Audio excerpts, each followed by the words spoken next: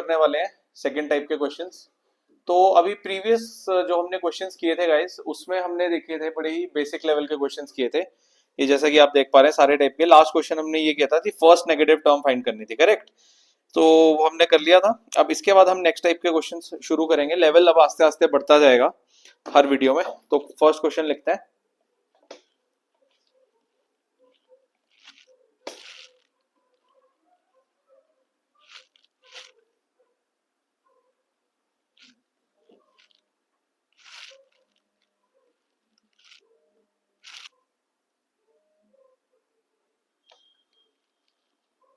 Okay, तो इस question में क्या गिवन है, आप अगर आप ध्यान से देखें, इस क्वेश्चन में गिवन है A7B23 एंड C। ये आपके पास टोटल कितनी टर्म्स है, 1 2 3 4 5 टर्म्स। ये अरिथमेटिक प्रोग्रेशन में एपी में आपको ए बी और सी की वैल्यू फाइंड करनी है। तो गाइस इसमें इस टाइप के क्वेश्चन में कॉमन सेंस क्या बोलती है कि हमें एक इक्वेशन क्रिएट करनी होगी और उसके लिए कंडीशन ये बनेगी कि एक अरिथमेटिक प्रोग्रेशन में एपी में सबसे मेन कंडीशन क्या रहती है कि कॉमन डिफरेंस क्या रहता है, सेम रहता है। तो अगर हम किन्हीं भी दो टर्म्स को, सक्सेसिव टर्म्स को लेकर माइनस करें तो उनका जो कॉमन डिफरेंस आएगा क्या वो सेम आएगा कि नहीं, बिल्कुल वो सेम आएगा। तो अगर मैं a और 7 को ले लूं पहली दो टर्म्स को, तो इनसे कॉमन डिफरेंस निकालेंगे, b और 7 से कॉमन डिफरेंस आ जाएगा आपका, एंड b और 23 से भी आ जाएगा, और आपका 23 और c से भी कॉमन डिफरेंस आपका आ जाएगा। लेकिन अगर हम यहां देखें तो इस तरीके से देखें तो कैसे आप इक्वेशन बना सकते हैं। आपकी इक्वेशन ऐसे बनेगी, देखेंगे कि as common difference is same in an AP. तो अगर कॉमन डिफरेंस सेम है तो इसका मतलब 7 माइनस ए किसके इक्वल होना चाहिए, 23 माइनस बी के, और 23 माइनस बी किसके इक्वल होना चाहिए आपका, सी माइनस 23 के। क्योंकि सक्सेसिव टर्म्स को माइनस करके जो आता है वो आपका कॉमन डिफरेंस हमेशा क्या आता है, सेम आता है। तो 7 माइनस ए, 23 माइनस बी और सी माइनस 23, ये तीन ग्रुप्स हमने लिए हैं, तो ये सेम आना चाहिए।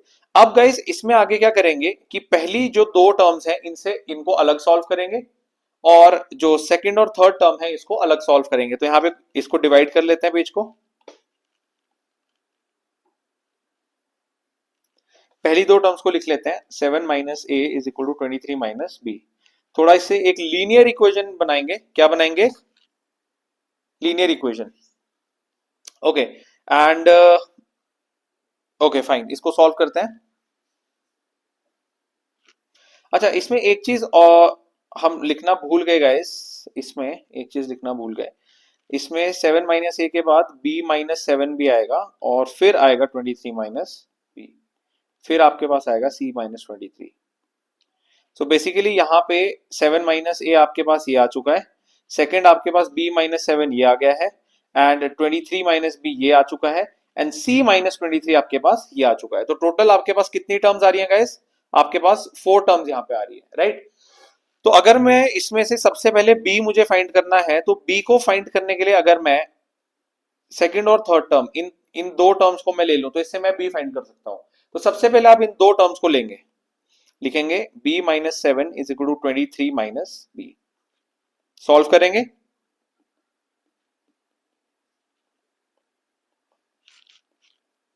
तो b की वैल्यू आपके पास क्या आ रही है गाइस, 15।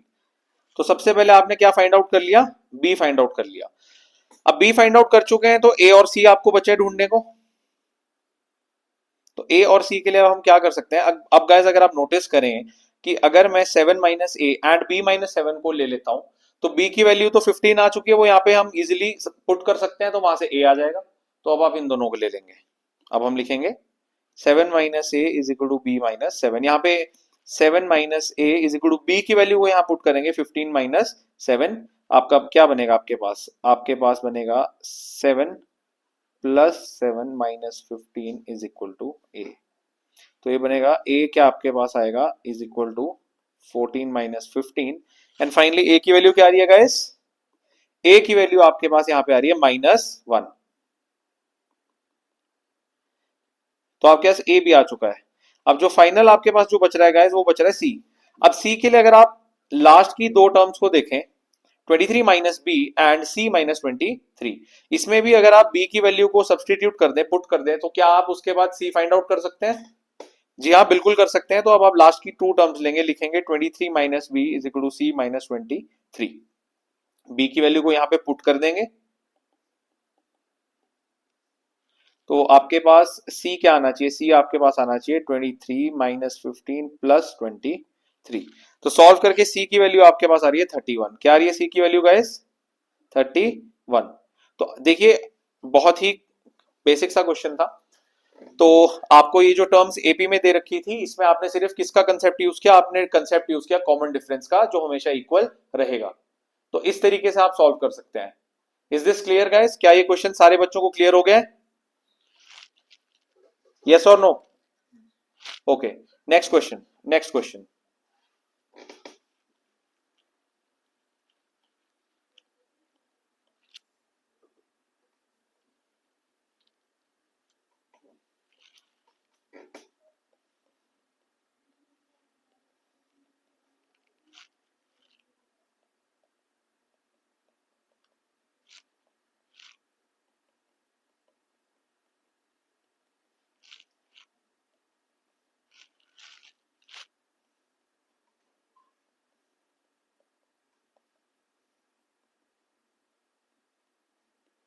तो गाइस इस क्वेश्चन को ध्यान से पढ़ेंगे। क्या लिखा है?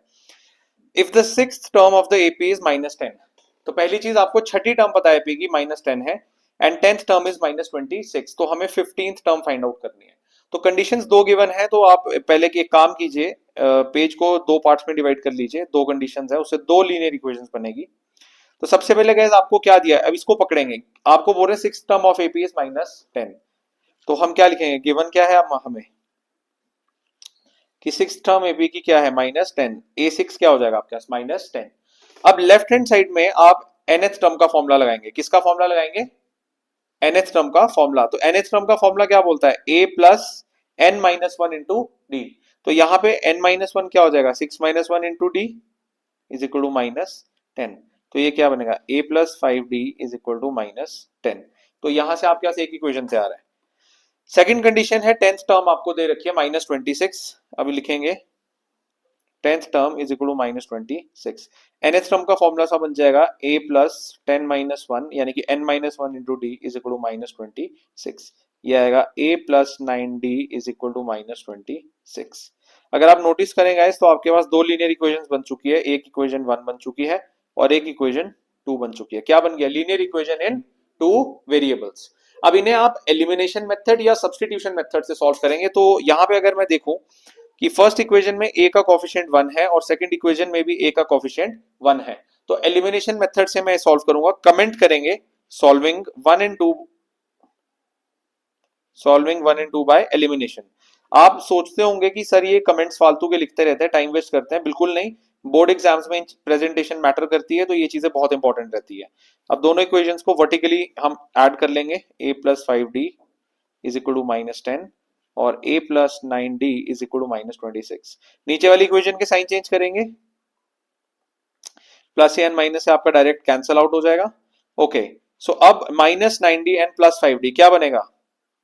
-4d is equal to, and 26 minus 10 क्या बनेगा? क्या बनेगा गाइस? 16। अब यहां से d की वैल्यू क्या आपके पास आ जाएगी गाइस? यहां से सॉल्व करके d की वैल्यू आपके पास आएगी -4। क्या वैल्यू आ रही है d की? -4। अब लीनियर इक्वेशन है क्योंकि, तो अगर डी की वैल्यू या आप चाहो तो इक्वेशन 1 में भी डाल सकते हो, अगर आप चाहो तो इक्वेशन 2 में भी डाल सकते हो, और किसी भी एक इक्वेशन में आप डी की वैल्यू पुट कर लीजिए। तो मैं अभी फिलहाल इक्वेशन 1 में पुट कर रहा हूं। Put D equal to -4 in equation number 1। तो यहाँ पे क्या बनेगा? a प्लस 5 इंटू डी की जगह रख देंगे -4 इज इक्वल टू -10। सॉल्व करेंगे।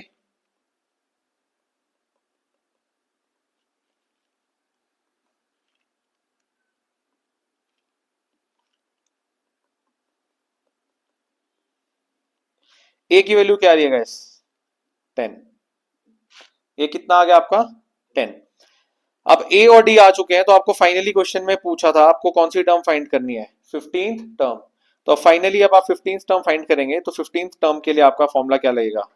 nth टर्म का फॉर्मूला लगेगा a plus 15 minus one into D. A की वैल्यू रखेंगे 10 प्लस 14 इंटू डी की वैल्यू आ जाएगी -4। कितना आ रहा है आपके पास ये डायरेक्ट आपके पास -46। तो फाइनल आंसर लिख देंगे साइड पे, 15th टर्म इज -46। क्लियर है क्वेश्चन ये?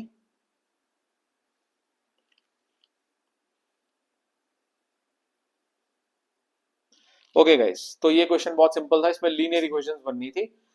लीनियर इक्वेशंस क्यों बनी है? क्योंकि आपके पास क्वेश्चन में दो कंडीशंस गिवन थी। 6th term of an AP is -10, उससे आपकी फर्स्ट इक्वेशन बनी है, and 10th term of an AP is -26, उससे आपकी सेकंड लीनियर इक्वेशन बनी है।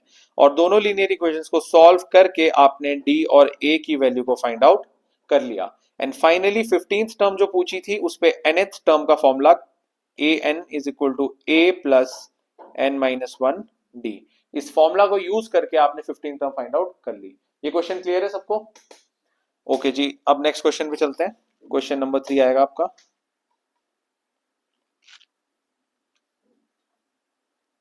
ओके, अब ये अलग कैटेगरी की क्वेश्चंस हैं, इसको आप अच्छे से देखना, ये पूरी कैटेगरी अलग चलेगी अब आपके पास।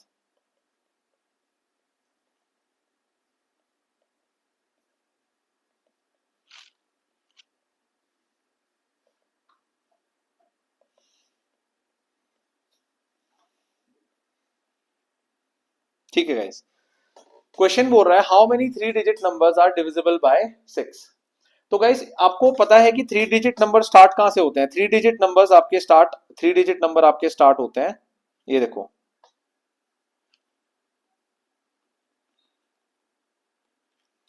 100 से स्टार्ट होंगे, 101 102 एंड सो ऑन, कहां तक जाएंगे 3 डिजिट नंबर? 999। तो सबसे पहले तो आप 3 डिजिट नंबर्स जहां से स्टार्ट होते हैं 100 से और जहां खत्म होते हैं 999 से, वहां तक आप सारे 3 डिजिट नंबर्स को क्या कर लेंगे? लिख लेंगे। लेकिन हमें सारे 3 डिजिट नंबर से मतलब नहीं है, हमें सिर्फ और सिर्फ उन्हीं 3 डिजिट नंबर से मतलब है जो 6 से डिविजिबल है।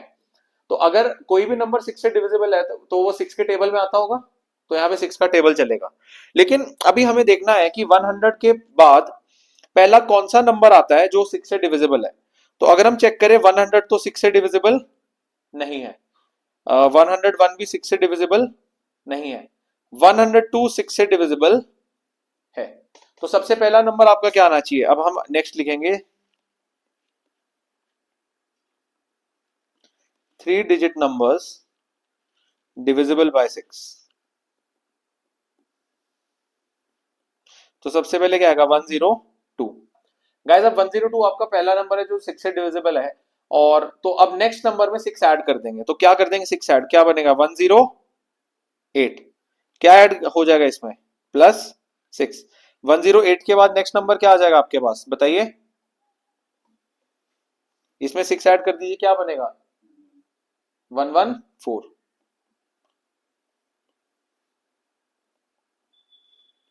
And so on dot dot dot dot dot dot. अब गाइज आपको चेक करना है कि लास्ट नंबर आपका कौन सा है जो इससे डिविजिबल होगा 6 से। तो 999 6 से डिविजिबल, 999 6 से डिविजिबल नहीं होता, 998 भी नहीं होता, 997 भी 6 से डिविजिबल नहीं होता। फिर मुझे मिल रहा है 996, ये 6 से डिविजिबल है। तो मैंने रिवर्स ऑर्डर में चेक किया, 999 तो डिविजिबल नहीं था, 998 भी नहीं था, 997 भी नहीं था, 996 मुझे एक ऐसा नंबर मिला जो 6 से डिविजिबल है। तो इस सीरीज में लास्ट नंबर कौन सा होगा जो 6 से डिविजिबल होगा? वो होगा 996। तो अब आपके पास ये एपी बन गया। ये आपको समझ आया कि कैसे क्रिएट किया एपी? ये एपी को बनाने का ही जो टास्क है वो सबसे बड़ी ट्रिक है, तो वही हमने किया है। अब इस एपी में फर्स्ट टर्म आपकी क्या हो जाएगी गाइस? इस एपी में आपकी फर्स्ट टर्म बन जाएगी 102, एंड क्योंकि 6 से डिविजिबल नंबर्स हैं तो कॉमन डिफरेंस क्या आने वाला है? 6। और लास्ट nth टर्म जो आपको दिख रही है इसको nth टर्म मानेंगे। क्या आ रही है nth टर्म? 996। अब आप nth टर्म का फॉर्मूला लिखिए, nth term is equal to a plus n-1 into D. सारी वैल्यूज को पुट कीजिए, nth टर्म आ जाएगी 996 is equal to 102 plus n-1 into D. अब गाइस आप नोटिस करेंगे तो इस इक्वेशन में सिर्फ एक वेरिएबल अननोन है और वो क्या है? n। और n से ही आपको पता लग जाएगा total number of terms in the AP. तो इसी को सॉल्व करना है, आगे सॉल्व करते हैं इसको।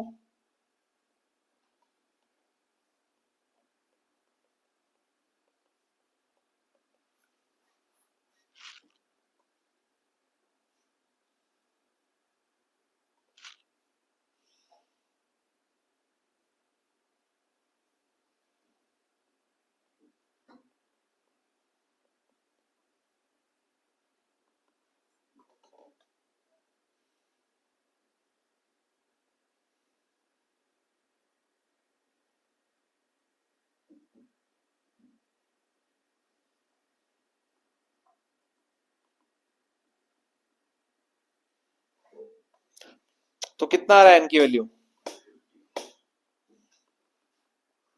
n is equal to 150। तो फाइनली आपके स्टेटमेंट क्या आएगी? There are 150 three digit numbers that are divisible by 6। तो ये क्वेश्चन आ गया। 150 ऐसे नंबर्स हैं थ्री डिजिट के जो 6 से डिविजिबल हैं। अच्छा, तो इसको एक बार क्विक रिकैप देख लेते हैं। इसमें क्या किया है हमने? सबसे पहले हमने देखा है कि सारे थ्री डिजिट नंबर्स जो हैं वो A to Z सारे लिख लिए, 100 से स्टार्ट होकर 999 तक जाएंगे। उसके बाद सेकंड स्टेप में हमने क्या किया है, हमने 100 के बाद स्टार्टिंग से चेक करना शुरू किया कौन सा फर्स्ट नंबर मिलेगा जो किससे डिविजिबल होगा, 6 से। तो हमें 102 मिला, तो वो हमारे एपी का फर्स्ट टर्म बन गया। एंड 999 से रिवर्स ऑर्डर में चेक करेंगे तो कौन सा पहला नंबर मिला हमें जो 6 से डिविजिबल हुआ, 996। तो वो आपका एपी का लास्ट टर्म यानी कि nth टर्म बन जाएगा। एंड क्योंकि 6 से डिविजिबल नंबर है तो सब में कॉमन डिफरेंस कितना रहेगा आपका? 6 रहेगा। तो ये तीन टर्म्स आपने लिख लेनी है, फर्स्ट टर्म, लास्ट टर्म और कॉमन डिफरेंस। अब जो लास्ट टर्म आई थी 996, उसको nth टर्म मान लेंगे और nth टर्म के फॉर्मूला में इन सारी वैल्यूज को, इन तीनों वैल्यूज को पुट करके किसकी वैल्यू फाइंड आउट कर लेंगे? n की। इसका मतलब जो हमने three digit numbers that are divisible by 6 का एपी बनाया था उसमें टोटल कितनी टर्म्स है? 150। तो ऐसे थ्री डिजिट नंबर जो है वो 150 है। तो ये चीज आ चुकी है। क्लियर है? नेक्स्ट क्वेश्चन पे चलेंगे। नेक्स्ट क्वेश्चन, ये क्वेश्चन नंबर आपका होगा 4।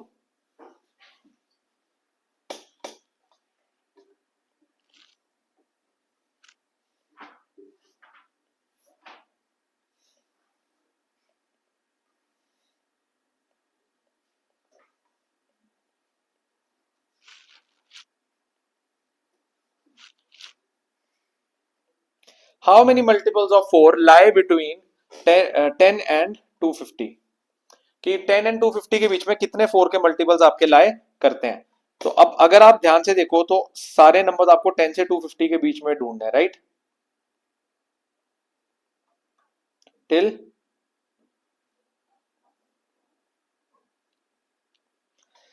तो ये सारे नंबर है जो 10 से 250 के बीच में लाई करते हैं। लेकिन अब इसमें से हम एपी बनाएंगे, तो एपी कैसा बनेगा आपका? एपी में हमें सिर्फ वही नंबर चाहिए जो किससे डिविजिबल है आपके? 4 से। अब देखो, अगर कोई नंबर 4 का मल्टीपल है, अगर कोई नंबर 4 का मल्टीपल है तो डेफिनेटली वो 4 से डिविजिबल भी होगा। तो अब 100 क्या 10 4 के टेबल में आता है? नहीं। क्या 11 आता है? नहीं। 12 आता है? जी हाँ, 12 4 के टेबल में आता है। तो आपके एपी में सबसे पहली टर्म क्या बनने वाली है गाइस? 12। और उसके बाद +4 करते रहेंगे, 16 20 एंड सो ऑन। और लास्ट टर्म आपकी कौन सी होनी चाहिए बताइए, आप चेक कीजिए। क्या 250 4 से डिविजिबल है? नो। क्या 249 4 से डिविजिबल है? नो। क्या 248 4 से डिविजिबल है? यस। तो रिवर्स ऑर्डर में चेक कर रहे हैं तो कौन सा पहला नंबर मिला जो आपका 4 से डिविजिबल होगा? 248। तो आपका लास्ट नंबर एपी का क्या बनेगा? 248। एंड अगर आप नोटिस करें आपके एपी में सारे 4 के मल्टीपल्स रहेंगे तो कॉमन डिफरेंस सब में कितना रहने वाला आपका? 4। तो जो एपी तैयार हुआ है उसमें आपकी फर्स्ट टर्म आ जाएगी, आपकी फर्स्ट टर्म आपकी गाइस आ जाएगी 12, कॉमन डिफरेंस आपका आ जाएगा 4 और nth टर्म आपकी आ जाएगी 248। अब इसके बाद तो बिल्कुल आपको पता है नेक्स्ट स्टेप वही रहेगा। nth टर्म का फॉर्मूला लिखेंगे, nth term is equal to a plus n minus 1 into D. Values put कीजिए, 248 is equal to 12 plus n minus 1 into 4। Solve कीजिए।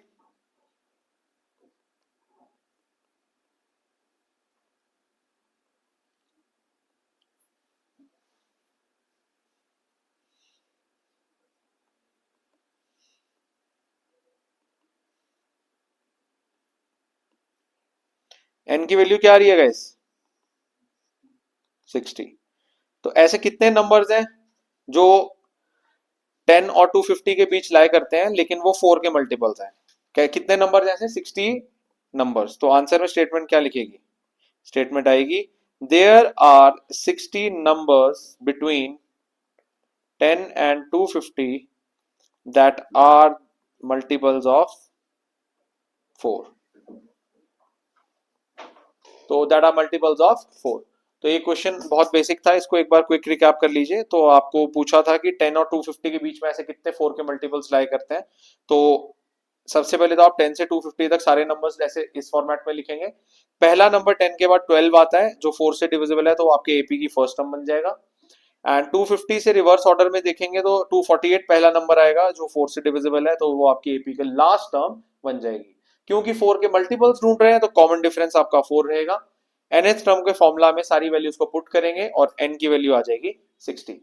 दैट मीन्स इस एपी में जो हमने बनाया है उसमें 60 टर्म्स है और 60 ऐसे नंबर्स हैं 10 और 250 के बीच में जो लाई करते हैं और जो 4 के मल्टीपल्स हैं। क्या ये क्वेश्चन सबको क्लियर हो चुका है? बहुत बढ़िया। नेक्स्ट क्वेश्चन पे चलते हैं, क्वेश्चन 5।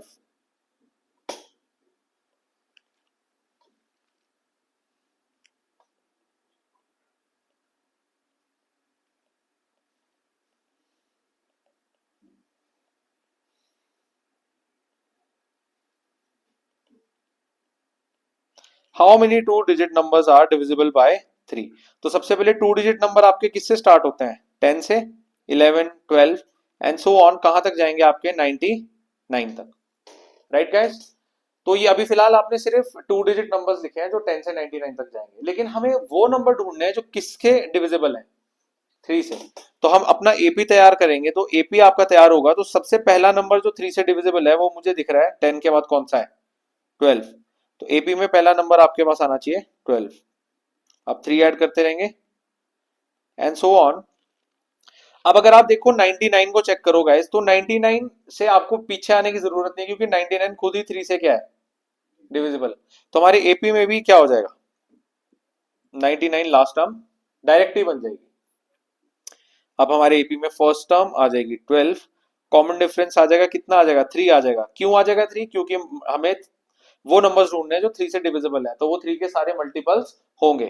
एंड nth टर्म आपके पास क्या आ जाएगी गाइस? 99। nth टर्म का फॉर्मूला लिखेंगे, इसमें सारी वैल्यूज पुट कर देंगे।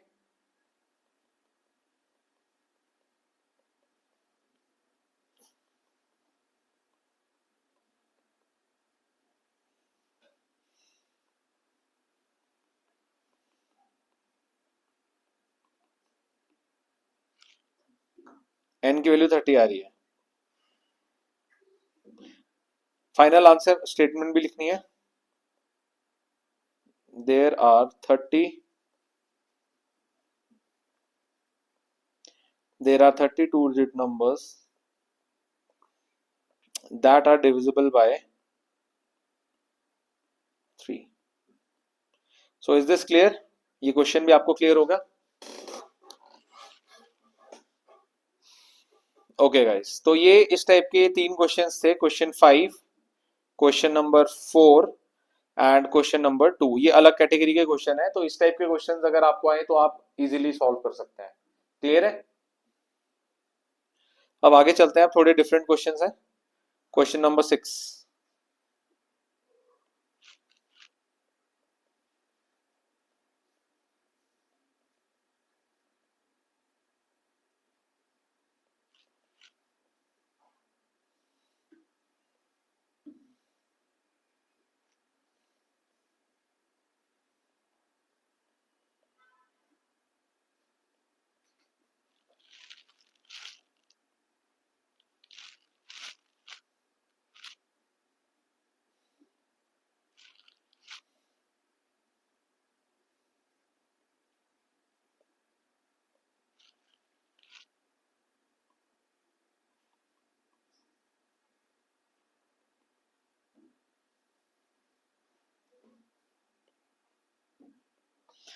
ओके गाइस, तो इसमें आपको साफ तौर पे क्या लिखा है? आपको लिखा है कि find the 20th term of an AP. तो आपको ये पता लग गया कि आपका टारगेट है, आपको 20th टर्म ढूंढनी है एपी की। अब गिवन क्या है? थर्ड टर्म 7 है and 7th term exceeds 3 times the third term by 2। तो ये सेकंड आपके पास है कंडीशन। तो इसमें भी आपके पास अगर 2 कंडीशंस है तो आप पेज को डिवाइड कर लीजिए 2 पार्ट्स में। तो फर्स्ट कंडीशन को पकड़ेंगे गाइस, यहाँ पे फर्स्ट कंडीशन चेक करते हैं। हमें फर्स्ट कंडीशन गिरी है कि थर्ड टर्म इज 7।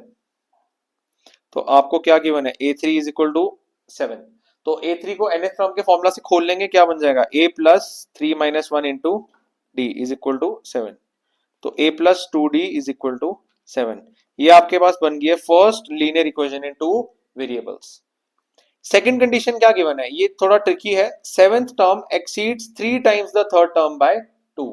मतलब जो थर्ड टर्म को 3 से मल्टीप्लाई करेंगे और उसमें जब 2 ऐड करेंगे तो वो सेवेंथ टर्म के इक्वल होगा। तो अगली कंडीशन हमें क्या गिवन है कि सेवेंथ टर्म एक्सीड्स, मतलब seventh term 3 times the third term plus 2। तो ये आप देखिए, ये आपके पास क्या है 3 इंटू ए थ्री, ये है 3 times the third term, 3 times the third term. Exceeds by 2 का मतलब हो गया प्लस 2। एंड वही है ना कि seventh term exceeds 3 times the third term by 2, तो आपके पास आ जाएगा ये। ओके, सो अब इसमें इनको खोल लेते, तो सेवेंथ टर्म आपकी क्या बन जाएगी a प्लस 6d, ये सेवेंथ टर्म बन जाएगी is equal to 3 into a plus 2d। a plus 2d आपके पास बन जाएगा, नोटिस कीजिएगा ये जादू नहीं हुआ है, seventh term a plus 6d लिखी जाएगी क्योंकि इसको हम इस तरीके से लिख लेते हैं a plus 7 minus 1 into D, nth term के फॉर्मूला से। तो इसीलिए तो ये क्या बन जाएगा a plus 6d। Same goes for a3, तो वो आपके पास बन जाएगा a प्लस 2d। इसे सॉल्व कर लेंगे।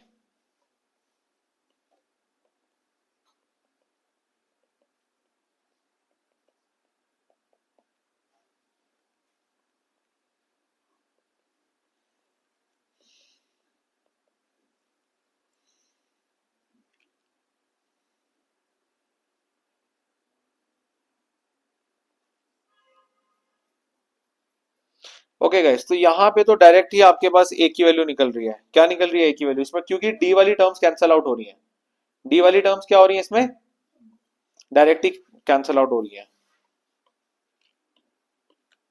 60 और 60। तो minus two A is equal to 2, A की वैल्यू क्या आ रही है आपके पास -1, क्या आ रही है ए की वैल्यू।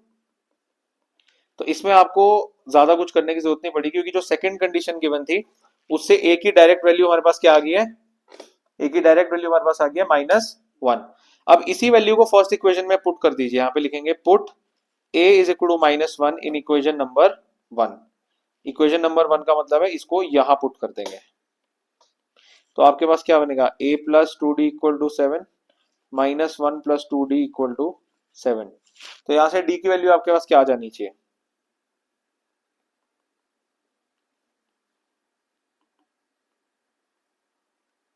d आपके पास आ रहा है 4, क्या आ रहा है गाइस 4। अब आपके पास a और d आ चुके हैं, राइट।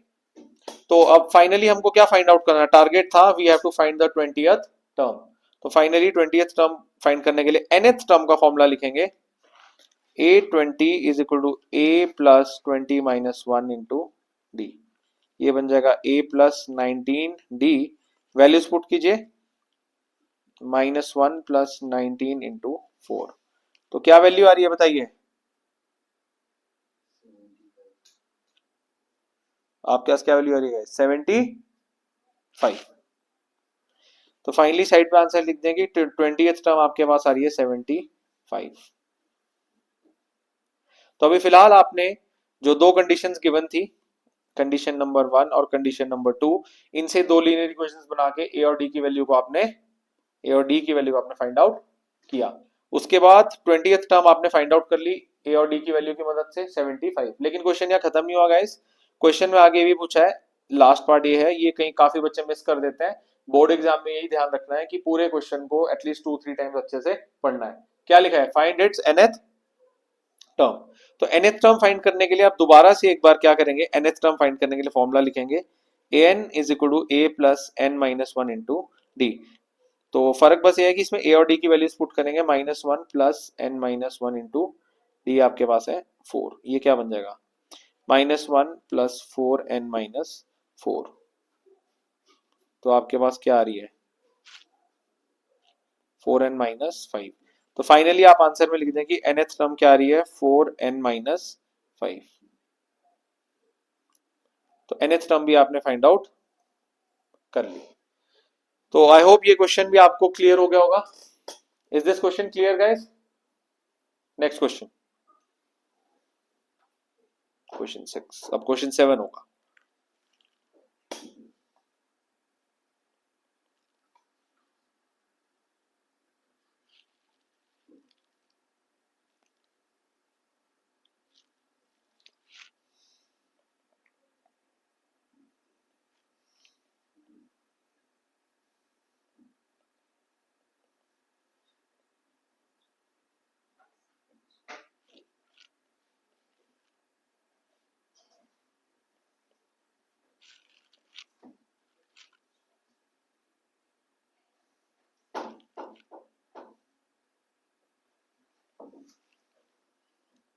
ओके गाइस,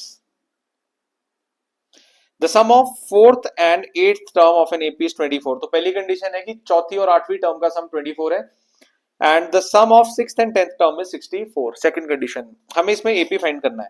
तो अगर दो कंडीशंस गिवन है तो पहले अपने पेज को ही टू पार्ट्स में डिवाइड कर लेते हैं। तो पहली कंडीशन क्या गिवन है हमें, पहली कंडीशन को पकड़ेंगे। हमें बोल रहे हैं कि sum of fourth and eighth term is 24। तो यहाँ पे फोर्थ टर्म यानी कि A4 and eighth term is 24। तो फोर्थ टर्म आपकी बन जाएगी A+3D and plus eighth term बन जाएगी A+7D is equal to 24। Solve करेंगे, क्या बनेगा 2A+10D is equal to 24। Second condition आपके पास गिवन है, सेकंड कंडीशन को पकड़ लेंगे। बोलती है कि sum of sixth and tenth terms is 64। Sum of sixth and tenth term is 64। तो यहां पर भी इसको पकड़ लेंगे आप। अच्छा, ये बोल रहा है sum of sixth term A6 and tenth term यानी कि A10 क्या है इक्वल टू 64। सिक्स टर्म आप लिखेंगे A+5D इस प्रकार से, प्लस A10 टेंथ टर्म लिख देंगे A+9D is equal to 64। Solve करेंगे, क्या बनेगा 2A+14D इज इक्वल टू 64। अगर आप देखें तो ये आपके पास जो आ चुकी है फर्स्ट इक्वेशन आ चुकी है लीनियर इक्वेशन, और ये सेकंड इक्वेशन आ चुकी है लीनियर इक्वेशन। तो दो कंडीशंस जो गिवन थी उन दो कंडीशंस को यूज करके क्या आपने दो लीनियर इक्वेशंस बना ली। अब बस इनको सॉल्व कीजिए एलिमिनेशन मेथड से। क्यों एलिमिनेशन, क्योंकि मैं देख रहा हूं डायरेक्ट ही ए का कोफिशिएंट दोनों इक्वेशंस में सेम है, 2 है। Solving 1 and 2 by elimination. हाँ जी, नहीं आप टू कॉमन ले सकते हैं, लेकिन मैंने पता क्यों टू नहीं कॉमन लिया, क्योंकि इसलिए नहीं कॉमन लिया। ये क्वेश्चन बिल्कुल ठीक किया आपने कि इस इक्वेशन को जब मैंने बनाया था तो इसमें से मैं इस तरीके से टू कॉमन ले सकता था, राइट। तो मेरे पास ये आगे सॉल्व करके 12 बन जाता राइट साइड पे। लेकिन मैंने इसलिए नहीं लिया क्योंकि मैं वेट कर रहा था कि हो सकता है कि सेकंड इक्वेशन जब मैं बनाऊं तो उसमें से किसी ए या डी किसी एक वेरिएबल का कोफिशिएंट इस इक्वेशन से क्या हो जाए, मैच हो जाए। क्योंकि अगर कोफिशिएंट्स मैच होते हैं तो एलिमिनेशन मेथड को यूज करना आसान हो जाता है, ये चीज तो आपको पता होगी। तो इसीलिए मैंने इसमें कॉमन नहीं लिया। अब आप देखो वही हुआ जो मैंने सोचा था, दोनों इक्वेशंस में एक का कोफिशिएंट क्या निकल आया, सेम। तो मेरा काम कम हो गया, तो इसलिए थोड़ा वेट कर लेना चाहिए जब तक दोनों इक्वेशंस ना बन जाए, कुछ कॉमन मत निकालिए उनमें से। अब आगे चलते हैं। तो सॉल्विंग इक्वेशन 1 एंड 2। अब 1 एंड 2 इतना भी लिखें बहुत है यार, एलिमिनेशन मेंशन करने की जरूरत नहीं है, वो दिख रहा है एलिमिनेशन मेथड है। 2A+10D is equal to 24 and 2A+14D is equal to 64। नीचे वाली इक्वेशन के साइन चेंज हो जाएंगे, 2A डायरेक्ट आपका कैंसिल हो जाएगा। अच्छा, -14D एंड +10D क्या बनेगा -4D। -64 एंड +24 क्या बनेगा -40। तो गाइज यहां से D की वैल्यू आपके पास क्या आ रही है बताइए, D आ गया 10। अब इस D की वैल्यू को चाहे इक्वेशन 1 में डालिए और इक्वेशन 2 में डालिए, कहीं भी डालिए। तो मैं इक्वेशन 1 में रख लेता हूं, लिखेंगे कमेंट करेंगे put D is equal to 10 in equation number 1। तो यहां से क्या बन जाएगा 2A+10 इंटू डी की वैल्यू 10 इज इक्वल टू 24। तो ये आपके पास आएगा 2A+10 10 100 इज इक्वल टू 24।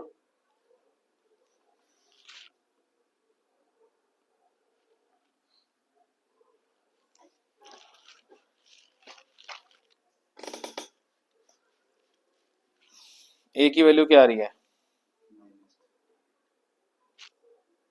-13।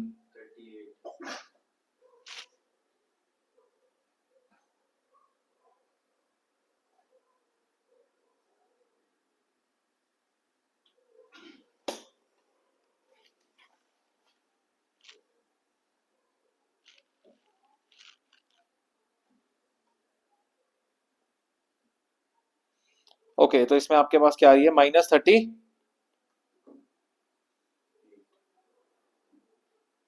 अब एपी आपका फाइनली क्या बन जाएगा, फर्स्ट टर्म लिखेंगे -38 कॉमा -38+10 क्या बनेगा -28 -18 -18 में से और कम करेंगे तो -8।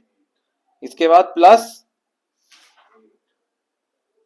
नहीं, +2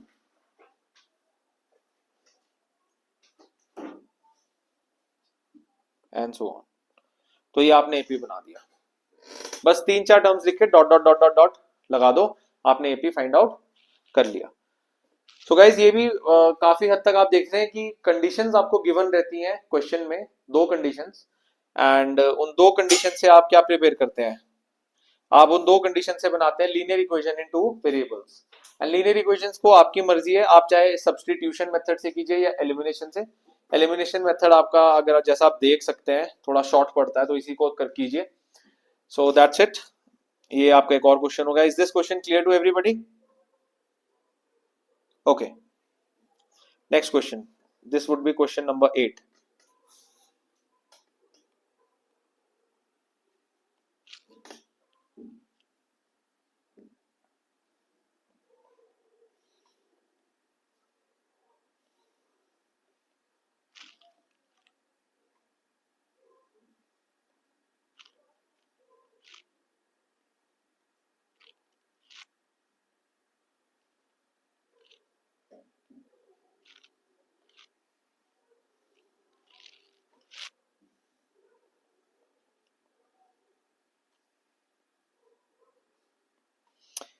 ओके सो फाइन, यहाँ पे आप देखो आपको तीन टर्म्स गिवन है और वेरिएबल फॉर्म में है। वेरिएबल के है 4k+8, 2k² + 3k+6, 3k² + 4k+4, और ये तीनों आपको एपी में दे रखी है और आपको फाइंड आउट करनी है किसकी वैल्यू, के की। तो मैंने बताया था कि इस टाइप के क्वेश्चंस में आप हमेशा कॉमन डिफरेंस का ही कंसेप्ट यूज करेंगे। तो एपी की खास बात यही है कि उसमें हर दो सक्सेसिव टर्म्स के बीच का जो कॉमन डिफरेंस है वो हमेशा सेम रहता है। तो अगर मैं second term minus first term कर दूं और मैं third term minus second term कर दूं तो मेरी वैल्यू सेम आनी चाहिए। तो मैं यहां लिखूंगा कि second term minus first term should be equal to third term minus second term. Bracket में वैल्यूज पुट करेंगे।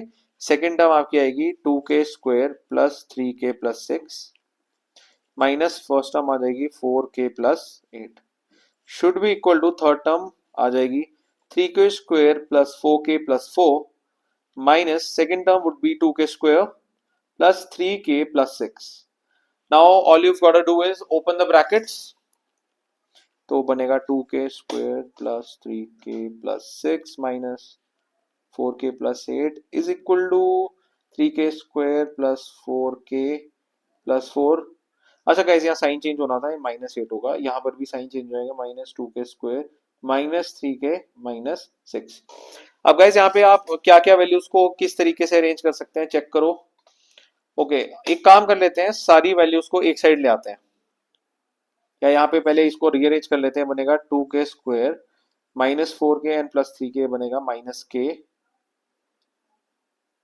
-2 is equal to 3k² + k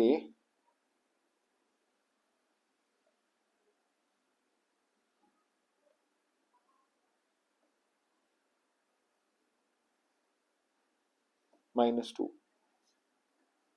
okay, तो ये मेरे पास क्या बन रहा है, k² + k -2 राइट साइड पे। अच्छा, अगर मैं नोटिस करूं -2 और -2 दोनों साइड सेम टर्म्स है तो कैंसिल आउट हो जाएंगी। इसके बाद हम सारी टर्म्स को एक साइड कर लेते हैं। 2k² -k -k² -k equal to 0।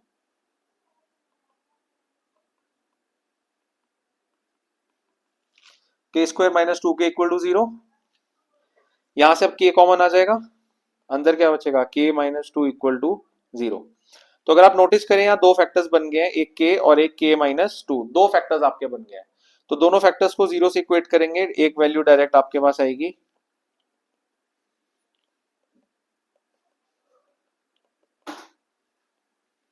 तो एक वैल्यू डायरेक्ट आ गई k इक्वल टू 0, और दूसरी वैल्यू आपके पास क्या आ गई है k की, k इक्वल टू 2। तो ये क्वेश्चन भी ज्यादा डिफिकल्ट एज सच था नहीं। इसमें आपको ये तीन टर्म्स एपी में दे रखी थी, 1, 2 एंड 3, और इन तीनों टर्म्स में आपने कॉमन डिफरेंस का कंसेप्ट यूज करके सिर्फ और सिर्फ एक चीज का ध्यान रखना है, कैलकुलेशन एरर आप लोग करते हैं। ये जो आप ब्रैकेट्स देख रहे हैं, ये ब्रैकेट्स लगाने बहुत ज्यादा इंपॉर्टेंट है, क्योंकि ब्रैकेट्स अगर आप नहीं लगाएंगे तो आप एरर कर सकते हैं। तो उसके बाद बस सॉल्व किया है, एंड सॉल्व करने के बाद फाइनल आपके पास एक के की वैल्यू 0 आ गई है, और एक के की वैल्यू आपके पास आ गई है 2। That's it. ठीक है गाइस। इसके बाद अभी पार्ट 2 में हम इसी टाइप के क्वेश्चंस करेंगे। नई कैटेगरी के हमने कुछ वैरायटी के क्वेश्चंस किए। आज के लिए बस इतना ही, बाकी के क्वेश्चंस हम पार्ट 3 में देखेंगे।